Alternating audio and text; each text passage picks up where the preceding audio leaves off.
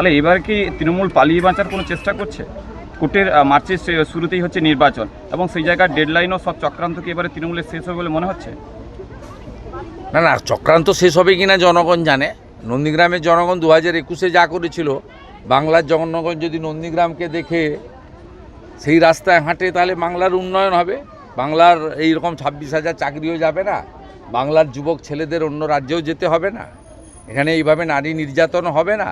আর হিন্দু দেবদেবীর উপর হামলা, হিন্দু মন্দিরে হামলা, হিন্দুদের ধর্ম পালনে হামলা, সীমান্ত খোলা রেখে বাংলাদেশ থেকে অবৈধ অনুপ্রবেশকারীদের ঢুকিয়ে আমাদের পুরো রাজ্যের ডেমোগ্রাফি জনবিন্যাস বদলে যাওয়ার মতো ঘটনা ঘটবে না। তৈরি করে দেওয়া হয়েছে, যারা সুপ্রিম কোর্টের গাইডলাইন অনুযায়ী ESR এর কাজ ঠিকমতো চলছে কিনা দেখবে। আমাদের এ নিয়ে মন্তব্য করার কিছু নেই, যা হচ্ছে সুন্দর হচ্ছে। 28 তারিখে একটা ভোটার লিস্ট বেরোবে, তারপরে যারা সন্দেহজনক তাদের সাপ্লিমেন্ট লিস্টে নাম আসবে, কিন্তু সাপ্লিমেন্টারি লিস্টে নাম আসতে গেলে 3টা কাগজ দিতে হবে। সুপ্রিম কোর্ট যা করেছে এক্সেপশান যেমন তেমনি একদম টাইট করে দিয়েছে।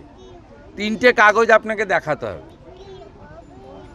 আপনি ভারতীয় আপনাকে দেখাতে হবে, আপনার ডোমিসাইল সার্টিফিকেট আপনাকে দেখাতে হবে, আপনার 18 বছর হয়ে গেছে আপনাকে দেখাতে হবে। পরিষ্কার বলা আছে কবে কার সার্টিফিকেট লাগবে, 87-র আগে জন্ম, 87-র পরে বাবা মার জন্ম, সব বলা আছে। দাদা এই 3 সদস্য একদম পরিষ্কার। কোর্টের নজরদারি বাংলাদেশের মুসলমান অনুপ্রবেশকারীরা এই কাগজ দেখাতে পারবে না, আর কোর্ট নিযুক্ত লোকেরা তথ্য এবং কাগজের বাইরে যাবে না। দাদা এই 3 সদস্য থাকছে কোর্টের জেলার জজ, নির্দেশে এসপি SIR এবং হচ্ছে। জেলা শাসক। আমাদের জানার কোনো দরকারই নেই।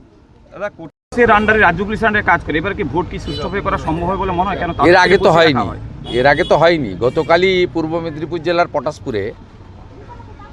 পটাশপুর বিধানসভার ভারতীয় জনতা পার্টির যিনি বিধানসভা নির্বাচন কমিটির কনভেনার শিক্ষক অঞ্জন সাহু, তার বাড়িতে হামলা করেছে, তার মোটরসাইকেল ভেঙেছে। ওখানে মংলামাড়তে আমাদের একজন কার্যকর্তা ছিলেন, বাসা ভাড়া করে তার বাড়ির মালিককে গিয়ে ধমক দিয়েছে। অতএব এরা যেটা করে সেটাতে আপনার আমরা ভালো কিছু দেখিনি, এবারে ভালো কিছু দেখার আশায় আছি।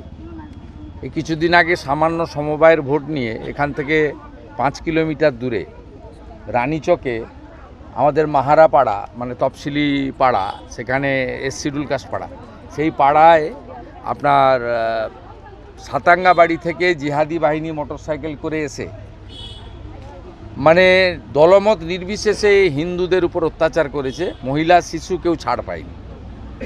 এদের ক্যারেক্টার এইটা, এদের যে মডেল আছে এই মডেলেই এরা কাজ করে, জিহাদি মডেল।